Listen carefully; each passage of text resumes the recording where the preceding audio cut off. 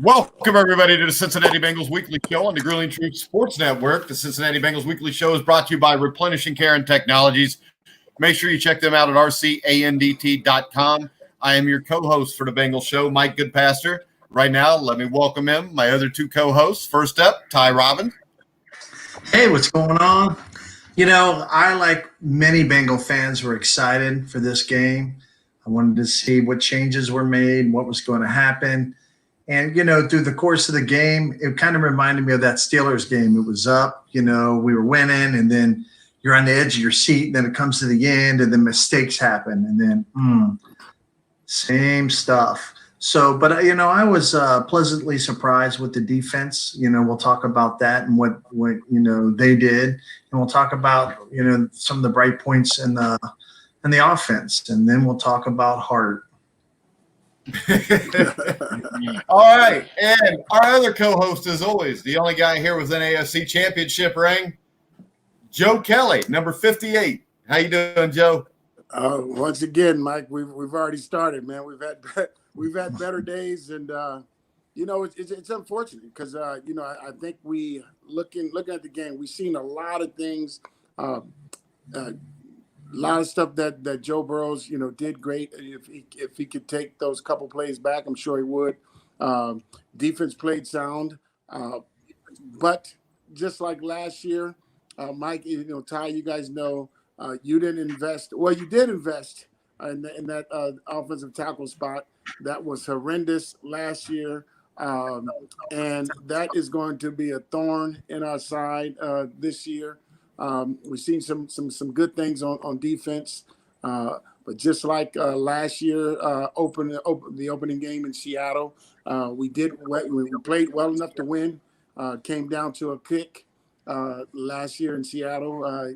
The guy missed a makeable field goal, and this game, I don't know if his ego was bruised more than his calf muscle or whatever he said it was. But at the end of the day, we have to learn how to win as opposed to when we're watching the game, I turn around, look at my wife, and I say, you know what, we're going to find another way to lose. You know, and ultimately that's what happened, man. But you know, it is what it is. We got to go back to the drawing board.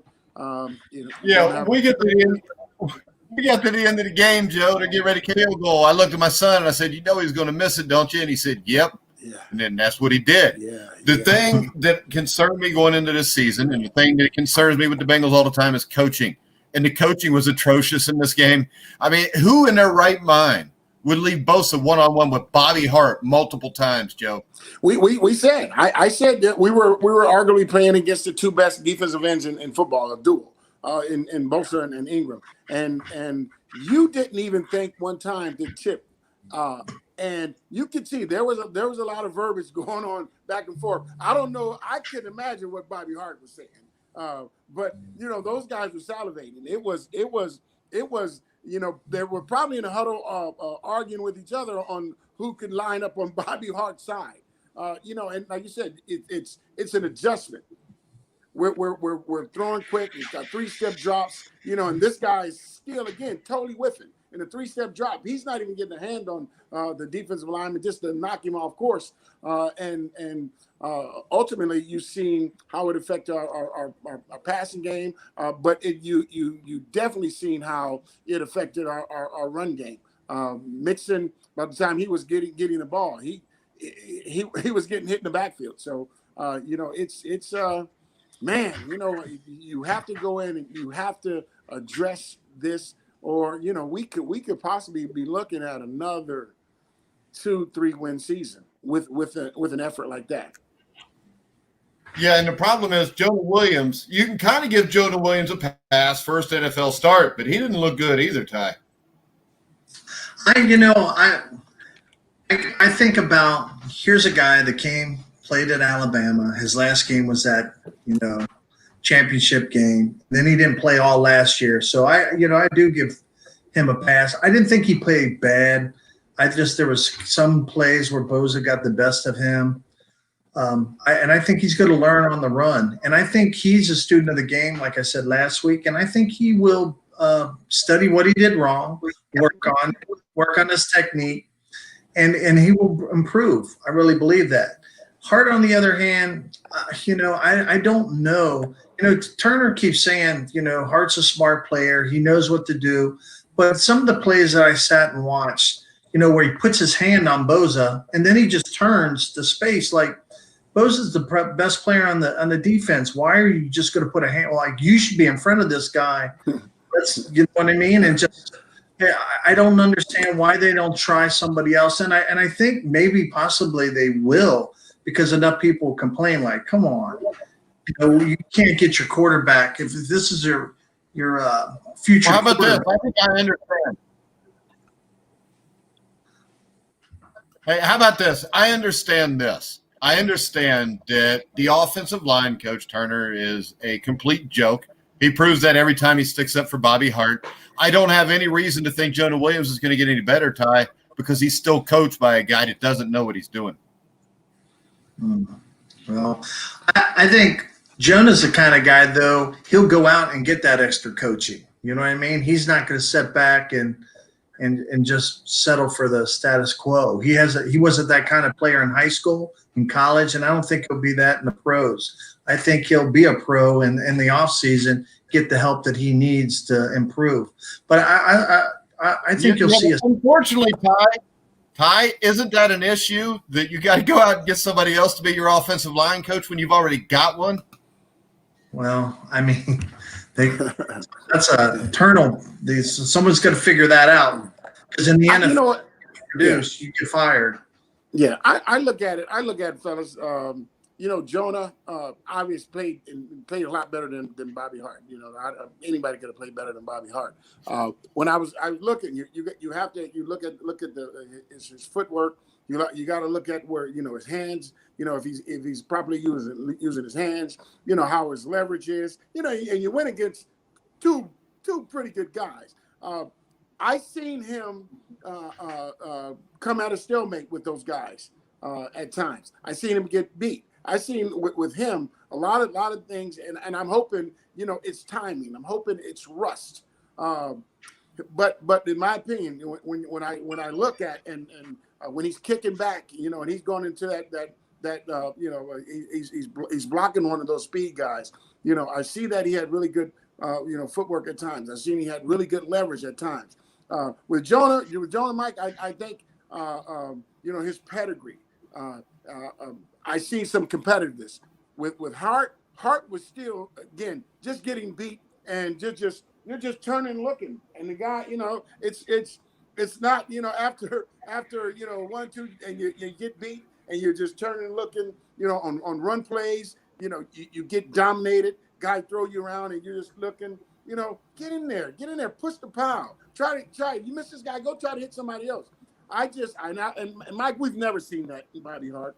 And I've said it in the past. No, we haven't seen it from the last 5 guys that tried to play right tackle. I don't know if we've seen it from right tackle since Willie Anderson, have we? Yeah, and it wasn't a secret. We knew that Bobby Hart was inferior as far as an starting offensive tackle. In my opinion, he's not a starting offensive lineman. Period. He's not a backup offensive lineman, Joe.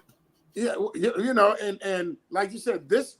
It is strictly on this offensive line coach who, he's hook, line, and sinker. He went in, and when you gave him the 3-year, $21 million deal, you saying that everything you looked last year, after the season's over, when you go down and you go back, because you may say, okay, hey, this guy didn't play that well, but then you look at the film and you can see, okay, it's timing, it's this, it's that. There's no film that I've seen on Bobby Hart that can make me go back and say, well, hey, it was this, it was that. He's just not a really good football player. He's not an NFL football player. He's probably a really good college player, no doubt. But to be starting in the NFL as offensive tackle, in my opinion, is atrocious.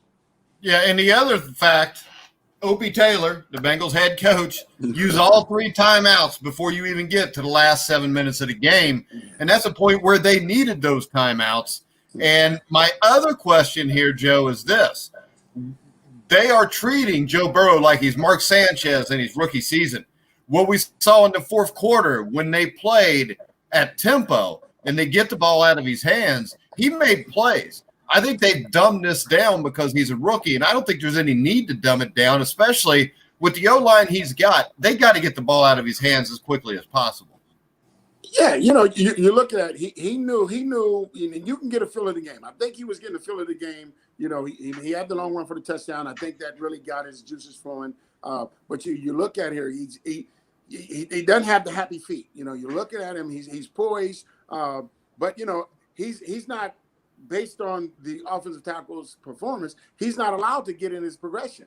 It's if that first guy is not open, you can't sit there. And this is a 3-step drop, 1, 2, 3, and you always have a dump off. That's not there, you can go somewhere else. But because based on their play, to me, the kid did everything he well enough to win the game. Did he make some mistakes? Absolutely. This is not LSU. This is the NFL. The screen pass. That's something you got to throw it in. You got to throw it in the dirt. Learn to throw it in the dirt. You take that play. He missed AJ. He overthrew Ross, and both of them arguably could have been touchdowns. But those are 3 plays. He did everything. He didn't do things to lose the game.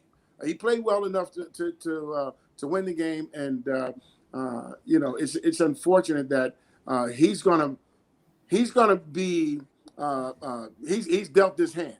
They didn't go out. You didn't change the offensive lineman, offensive line coach. You kept Bobby Hart as your starter. You could have changed that. And God knows we got Billy Price in there today. For tomorrow's game. And unfortunately, we have that guy number 95 up there in Cleveland called Myles Garrett. And I think he's salivating. I think he's looking at the film. And I think they're going to attack. They're going to attack our outside edges and put us in a position that we have to play quick. We have to throw the ball, 3-step drops. We're not going to be able to sit back and allow this kid to grow in the pocket, become a pocket passer, be able to scan the field. He's not going to have that time. Yeah, I think when we look at the defense was something that was markedly improved, I think. And DJ Reader, you could really tell the difference he made, especially when he went out with the leg cramps and the way they ran the ball almost immediately. But DJ Reader was a big impact on this game, Ty. Yeah, I agree with you. And when he came out, I was like, oh, no, here we go. And sure enough, they started running it up the middle there. I think that he's going to plug the hole, and if he can stay healthy, he's going to make a difference in stopping Cleveland's running backs because they're really good. Covington, we'll see what they can do. I was sad to see that Mike Daniels was out with a groin, and Gino's out, so that's going to hurt you. But I think that our young linebackers stepped up, and I thought they played fairly well. Pratt played a hell of a game, and Bynes came in and made that tackle, to stop a touchdown. And so I thought the linebackers game was extraordinary compared to what it was last year. So I think they're going to help too. And where they put some of these young linebackers to help, the line, maybe put more pressure on Baker, which will throw an interception. Well, Joe, let's talk about the linebackers. I know you know a little bit about linebacker play and Bynes. I think the thing about Bynes is he made plays, but he also looked like he was a leader out there, which the Bengals haven't had in that position for a while. Yeah, so Ty, I'm gonna disagree with you a little bit with our guy from Baltimore. I think he came in and he showed his veteran leadership. I can look at when you're looking at the game and you're looking at the flow of the game and you're reading the offensive lineman. I think he made really good reads. I think he attacked the line of scrimmage. I think he was going sideline to sideline. And you can tell our speed overall is better from the linebacker position. What I don't agree is 57. And I'm looking at 57 because the reads that he's making, and in my opinion, I think he would be better suited on the outside, but they have him in playing inside. When you're inside linebacker, whether you're 3-4, whether you're middle linebacker, you're reading the triangle, you're reading the center, the guards, and the back, and he's false stepping. He's, he's making plays, but he's making plays 6-7 yards down the field, 8 yards down the field. I'm not a huge fan of 57. 57 is not Bobby Hart, but nobody's Bobby Hart except for maybe Randy Bullock. Yeah. So I think overall, I seen my thing was just imagining a Reader in there with 97. And man, we're, unfortunately, I just seen on the wire that Gino's not going to play tomorrow. He's out for tomorrow as well. But I can't wait to get a look at that tandem. And ultimately, when you have those guys in inside doing what they're doing, your linebackers are going to look better because you're not going to be able to single DJ Reader and Geno Atkins. Somebody has to get double. And then if those guys, Sam Hubbard, Dunlap, you guys, have those guys coming and they're playing well. There's gonna be a linebacker able to be free and make the play. So I think overall our defense, I liked the speed. I liked that we were competitive. And I just I think 57 is out of place. I'm not a big fan of his. But overall our defense played solid. But then we were playing against Tyrod Taylor. Well, how about this, Joe? I also believe if we had a coaching staff, they would use Jermaine Pratt right. And if you put him on the outside, I think he would be a good player. I mean, the guy who really impressed me outside of Reader and Bynes was Jesse Bates. I mean, Jesse Bates hit somebody, and that call on him for that personal foul, and that was bull crap. But, I mean, Jesse Bates played his butt off yesterday or Sunday. Yeah. You look. Go ahead, Ty. Well, he had the highest rating out of all the safeties in the NFL. So, yeah, he was making the hits, and I agree with you, Mike. I think I don't know how you can make a tackle. He pulled off, you know what I mean? He didn't. It was in helmet to helmet. I just thought there were a few bad calls in there, and that was one of them. And I thought William Jackson played a great, you know what I mean? He stepped up. So our backs, stepped up. And I'm excited about seeing them play. I want to see a chip on their shoulder this week. You know what I mean? Hey, we lost this close one. We shouldn't have lost. Now let's go out and prove to people that we can play this game. So we'll see. I think the defense really kept them in the game. And once they figure out what they're going to do with Hart, I think we got a great chance of winning this game. Well, I don't, but I'm a very negative person here. So the one thing, Cleveland gets to play, and they get 6,000 tickets, which works out good because they only got 5,000 fans, I think, in Cleveland now after last year when they were supposed to win the Super Bowl and they didn't. But when we look at this game, Joe, the big thing to me here is the loss of those two inside guys. Geno Atkins is out. Mike Daniels, his backup's out. And the Cleveland Browns, on paper, they have 2,000-yard rushers in Kareem Hunt and Nick Chubb. So the thing that worries me there is if they're going to be able to run the ball, you still got Reader in the middle, but you're not going to have much of a rotation to the defensive tackle position. Well, and and that's where Ty would now I'm hoping they prove me wrong. So tomorrow is going to be where these linebackers going to show whether or not they can play because we are down in interior linemen. So here if these guys are making the correct reads, they're attacking the line of scrimmage. They're going sideline to sideline, and they're going to be able to make up with their speed what we're going to be lacking in our two guys being out. But definitely, I think Cleveland in this game they're going to look at because I don't think San Diego's offensive line was the greatest or one of the best line in the NFL. I think Cleveland's offensive line is just as good or even better. Hey, Joe, one thing you got to remember this, Cleveland's got 3 offensive linemen that may not be able to play tomorrow. They got injured. They're questionable? Yeah, they got injuries. So you take those 3 away, it may even it up a little bit. Yeah. But either way, Nick Chubb scares the hell out of me. I think he's one of the best running backs in football. Oh yeah. So you're and like I said, it's going to be the test. So our linebackers are going to have to play. I think our safeties prove that they can come up adequately and play the run. Fill in those gaps, fill those lanes when they have to. I think our backers are going to decide this game. Our D line is gonna, they're gonna play solid. But with Chubb, like I said, he's a young up and coming runner, and he's gonna challenge. He's gonna challenge our linebackers to come up and make some plays. 3-4 yard stops. Not if we get to and they get in a rhythm, he's ripping off 6-7 yards a whop. Then it could ultimately be a long day. All right. Now, I think the big key here, Ty, is the Bengals have to open this offense up. The Cleveland Browns secondary is decimated by injuries. Kevin Williams and Greedy Johnson both missed the game last week. Of course, rookie safety from LSU, Grant Delpit, is already lost for the season. Lamar Jackson was 20 of 25.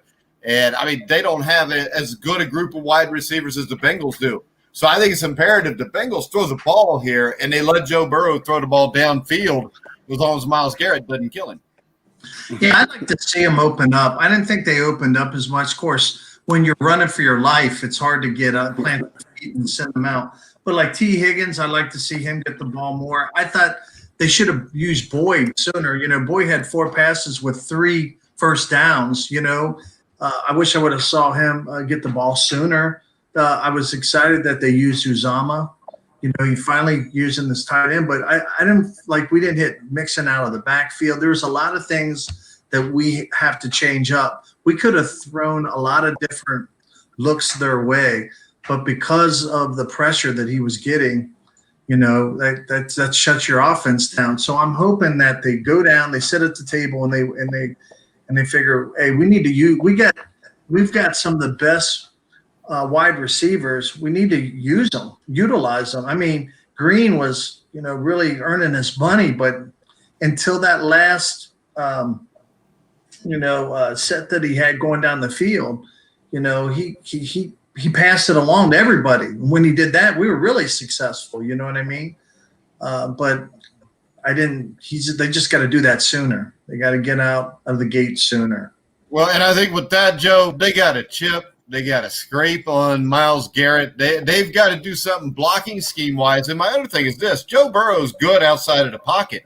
What's wrong with rolling him outside of the pocket and letting him throw the ball? Yeah, I think when you look at it, and that's, you're thinking about making adjustments and looking at what you can do. What you can't do is allow Hart to go one-on-one with Myles Garrett. You know that. Mm-hmm. We have tight ends. We have some nice size tight ends that can help right there, chip on him, slow him down, allow Joe Burrow to get to his second read, his third read, go through his progression. But you get the ball. You throw the ball in AJ's area. Left, right, up. He's going to catch the ball. We had Boyd. Boyd is going to catch the ball. But we have to, the coaches have to be able to, allow Burrows to make those plays. He can make plays with his feet. You've seen that. With the touchdown. We have to get Mixon. We have to get him going. Get him in the passing game. But Giovanni, we have to utilize, because we have so many talented, skilled players. We have to be able to try and utilize. But like we were talking last week. Last week was basically the first preseason game, but it counts. Today, tomorrow's a second preseason game. That's why you've seen a lot. You've seen a lot of injuries. Guys are going. You went all out last week, and you hadn't gone all out since 2019. There are going to be more injuries because guys are not conditioned enough to be able to go and play 4 hard quarters of full speed football. Your body has to adapt. It is what it is. You have to adapt it. I don't think everybody is in playing shape. We're gonna have to be in 4 or 5 games into the season until the rust wears off and the soreness wears off, and your body gets accustomed to the pounding. But at the end of the day, like I said last week, it's an even field because every team is going through that. So we have to be able to take advantage if they're down, their defensive backfield, if they're down with their offensive line. This is a game come November, December, we have to have. I think that the San Diego game, I think later on the season, we're going to look back and say if we would have got that one. So tomorrow's game is definitely a game we have to win that because they're not at 100%. We have to win that. I agree. All right. So when we look at it, Cleveland, Odell Beckham Jr., they got Jarvis Landry. They got all these running backs. They got Baker Mayfield. What do you try to take away, Ty? I mean, what is the big hit? The key here to me is the interior defensive line and whether they can shut down the run. Because if you force Baker to beat you throwing the ball, even with great receivers, we saw it at the end of last season. He comes to Cincinnati, he throws 3 touchdown passes, but he also throws 3 interceptions. So he's a guy, if you can get pressure up the middle, I think you stop the run game. I think you can beat Baker because Baker will turn the ball over. I agree. It comes down to our interior linemen. They're going to have to shut the run down. They're going to have to shut these 2 running backs down and force Baker to throw. And like you said, he's going to get lucky on some, but he's more than likely going to throw interceptions. And I think the longer the game, if you put his back against the wall, he's going to start cracking like you did last week. And I believe in that game, guys started quitting early. You know what I mean? So if you can put the pressure on, they're going to start second-guessing themselves, and they're going to start making mistakes. And it comes down to we have to win the turnover game, and we didn't last week, and we lost. So that's something we need to work on. Well, the good thing, Joe, is this. If there's any team that's less disciplined than an Opie Taylor team, it's the Cleveland Browns team. It's unfortunate that we have to be in that same sense. But I think Cleveland is a team with Baker Mayfield that you can sense that the team is not buying the hype anymore. And this guy has to win. You can't keep putting off that he's young. He has to come out and win. And if he continues and he plays like he played last week, you'll start having dissension because the one thing about the talented guys, especially the 2 talented receivers that he has, those guys have choppers. They want the ball, and those are the type of guys that if they are not getting the balls and he's making bad throws, you'll see a lot of dissension on that team. Our wide receivers are not like that. AJ is going to lead by example. You're not gonna see him, hollering at the quarterback, talking about throwing me the damn ball. He may sit down, and say something like that. But he's not that. That's not his temperament. But those guys, both of those guys are very loud. They're very boisterous. They're very, very flamboyant guys. They want the ball. They want to showcase their skills, and both of them are very talented. And I think that if we can get, and it's not just the interior. We're gonna have to get on the edge because if we do stop the interior and our linebackers are playing decent, they're gonna attack the edges. So you come Carlos Dunlap, Sam Hubbard, those guys they're gonna have to attack the edges and keep him in the pocket. Do not allow him to get outside the pocket. When you get outside the pocket, he can ad-lib. Those guys can break off their routes, go deep. So they, he's pretty decent when he's able to get out the pocket, and ad-lib and create some plays. And we don't want to get in a position where we're running after this dude all day. Yeah, I think the big thing here is to, instead of being 3rd down and 3, being 3rd down and 10. Yeah. Because that's where he'll make the mistakes, and that's where you can get after him a little bit. Yeah. All right, Bengals Browns, the Battle of Ohio. Joe, you played in a few of these. What's your most memorable one?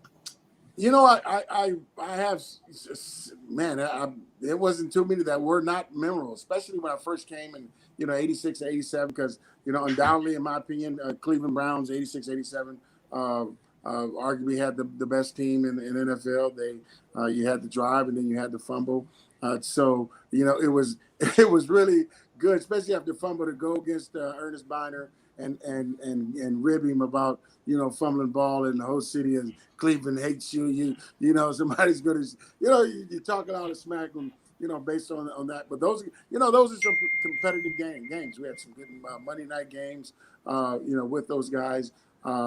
And that at that time, the rivalry was more competitive than Baltimore. More at that time more competitive than Pittsburgh. Now I think the series has lost some of its luster because both teams have been so bad. But the one thing about it, even though that both teams have been pretty bad, you throw the records out the window, because it's still the Battle of Ohio, it's still Cleveland Browns, and it's still the Bengals, and you do not want to lose to your in-state rival. It's still a game that you mark on your calendar, and you want to, if not anything, we want to kick Cleveland Browns' ass. Period. That 1986 game still bothers me. The one where they came down here and beat us 34-3 for the division title at the end of the season. Yeah. It's tough, and you got to get up. And I think really, what is our identity? We haven't had an identity for a while, and based on how we played last week, we still don't have. You got to find your identity. You got to. What kind of defensive team? I think our defense will find its identity first, because with our DBs, the way they're playing, where our D lines are playing.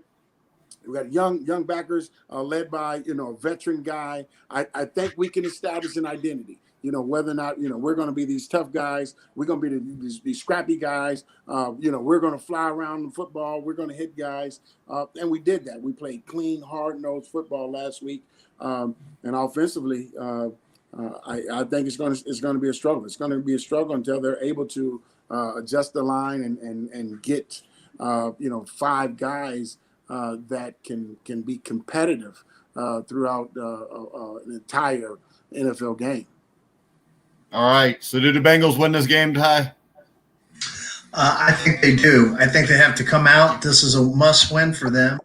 They have to go and establish that they can play and they can win, and they're a changed team, and this defense is going to step up. And I think Joe learned some lessons last week, and he's going to come out, and he just has to utilize more players. I want to see what T. Higgins can do. This guy, when you look at his film from Clemson, I mean, he made some incredible catches, and yet he didn't make any on Sunday. You know what I mean? I'd like to see him get in a rhythm. And I think once Joe gets in a rhythm and he feels comfortable like he did going in that fourth quarter, I think he's going to make some good plays. I think Mixon has something to prove, especially fumbling, and he never fumbles.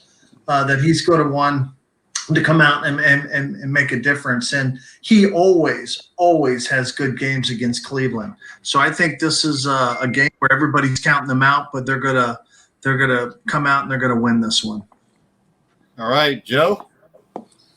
I look at it like this. I think we're as a team we're improved. I can see even though we lost, I can see in enough areas that we're improved.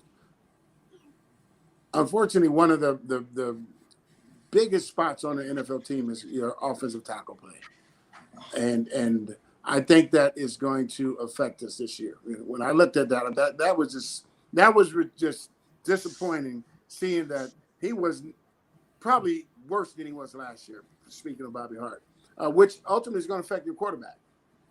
I looked at what this kid did that last drive, pressure situation back there. Cool as a cucumber, man, and led the team. Hey, threw the ball. It was a touchdown. I think I know back in the day that wouldn't have been a penalty. I think in some instances, maybe the refs have now, or the NFL committee has gotten on the refs and say, hey, you made too many, defensive back calls, pass interference. And if you looked at a lot of the games last week, there were a lot of offensive interference calls against the wide receivers. And on a play like that, I can see if AJ, if both of his arms are extended and he's getting a full push, a lot of them you're getting off of them, and I think based on I seen at least 8 or 9 different times where they called an offensive pass interference on a wide receiver. So I think our guys have to start looking at that. But based on Cleveland's and I didn't know 3 of those guys were questionable. The offensive line, being those 3 guys are questionable. Then you look at all the injuries in the defensive backfield. We have to go out there and win. We have to go out there and win. I don't care if it's 37-38. We have to go out there and win this game, get back on track, get some confidence. Joe, when I talk about Joe Burrows, he even giving himself a D rating. I think he played a lot better than a D rating. You take 3 plays away, and the kid has a pretty good debut. But when I'm looking at it, Ty, Mike, there's no way I can see us losing this game and not just ruining the entire season. If we can't go up here with the caliber of players, I know they have good players, but the caliber of players that we have, we do have a couple guys injured, but not as many as those guys. I think I can't even fathom that, and I'm not. And Mike, that's why I'm gonna pick the Bengals, to beat the Browns, because I can't. I would not allow myself to say we're gonna go down and we're gonna lose to a team that just got totally destroyed by Baltimore Ravens last week. So they're on their their heels as well, trying to figure out hey, what the hell kind of team we have. Whereas we didn't get smashed, and I think we have a little more confidence in those guys. But we definitely have to go, and I think personally, I think we're going to go in there and get this thing done. All right, I'm going to pick the Bengals to win, even though I don't perceive how they could win any game they ever play, Joe. That's how distraught I am. But I'm going to say this. I believe this. I believe that they will probably lose this game because of O.P. Taylor's coaching.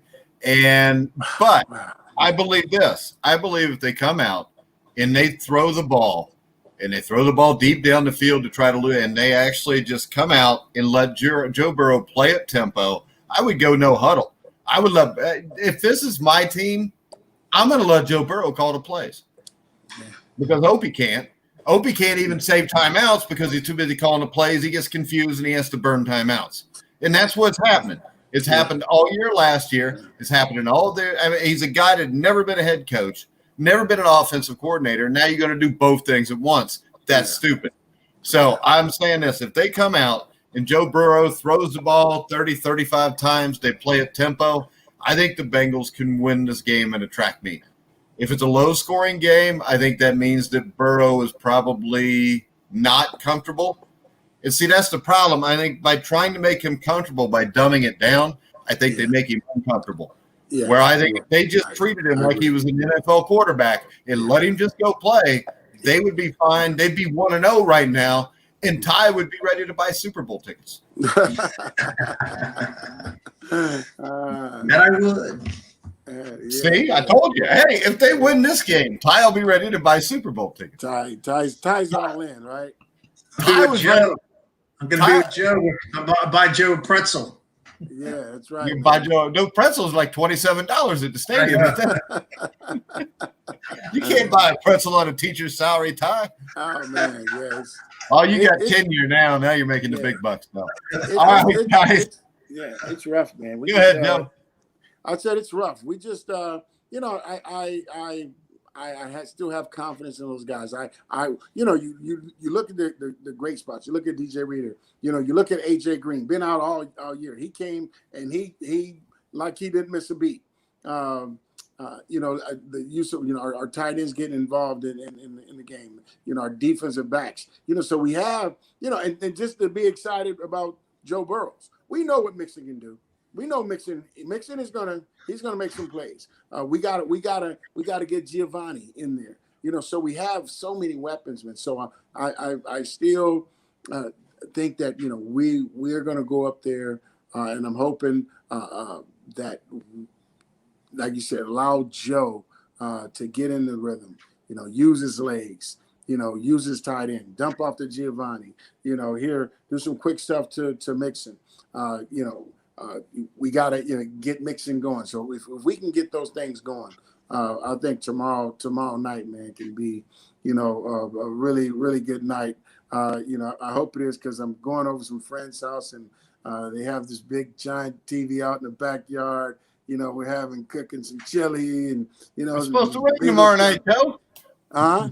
It's supposed to rain tomorrow night. Well, hope it doesn't, but we'll have some nice spicy chili, to warm us up, and it's nothing like beating your in-state rivals. The Browns are the Browns, and just like Pittsburgh and Baltimore, we want to. Those are the teams that we want to beat. Well, it must be nice, because me and Ty are going to be watching the game together on the couch. It's a 13-inch black and white TV. It's all we can afford since the COVID hit. Yeah. So, all right, guys, we will be back next Wednesday night to hopefully talk about the Bengals' first win. In the preview, it'll hopefully be the second win, and then Ty can get jacked up and go buy tickets for the Super Bowl. But remember to check out our presenting sponsor, Replenishing Care Technologies, at rcandt.com. You can hear all of our podcast audio version on iHeartRadio, iTunes, TuneIn, Spreaker, Stitcher, over 300 different outlets. You can hear the NFL show live daily at 1 o'clock Eastern with myself and Sam Teets on YouTube Live, Facebook Live, Periscope, Twitch, 3 or 4 other places. We'll be on at 1 o'clock tomorrow. If you're a Bengals or Browns fan, we'll preview the Bengals and Browns a little bit, talk a little NFL news. But for now, for Joe Kelly, Ty Robbins, I'm Mike Goodpaster. You've been listening and watching The Grueling Truth, where the legends speak.